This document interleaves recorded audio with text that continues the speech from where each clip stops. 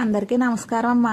బాగున్నారా? చలికాలం అనుకుంటాం కానీ చలికాలంలోనే వేడి ఎక్కువ చేస్తుందమ్మా. మంచినీళ్ళు ఎక్కువ తాగం కదా. దానికోసమని వారంలో ఒకసారి 2 సార్లు ఇలా సగ్గుబియ్యం జావ కాసుకుని తాగండి అమ్మా. తాగడానికి రుచిగా ఉంటుంది, ఒంటికి చలవ కూడా చేస్తుంది, మంచిది. ఒక గ్లాసు నీళ్ళు వేసుకుని ఒక 2 చెంచాలు సగ్గుబియ్యం వేసుకుని ఉడికిన తర్వాత బెల్లం వేసుకుంటే బాగుంటుంది అమ్మా. పందార ఇప్పుడు షుగర్లని ఎవరు తింటలేదు కదా. బెల్లం వేసుకుంటే టేస్ట్ బాగుంటుంది, తాగడానికి కూడా రుచిగా ఉంటుందమ్మా. దాంతోపాటు ఈరోజు నువ్వుల పొడి కూడా చేశానమ్మా. నువ్వులు వేయించుకునేటప్పుడు గ్యాస్ చిన్న మంటలో ఉండాలమ్మా.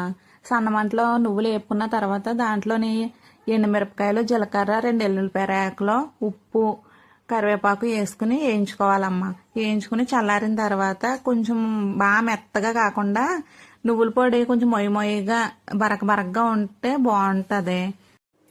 ఈ నువ్వుల పొడిని మీరు కూడా ట్రై చేసి ఎలా ఉందో నా కామెంట్లో చెప్పండి అమ్మా. మన ఛానల్ని లైక్ చేయండి, షేర్ చేయండి, సబ్స్క్రైబ్ చేయండి. ఇంకా ఏమన్నా కావాలితే చెప్పండి, వండుతాను.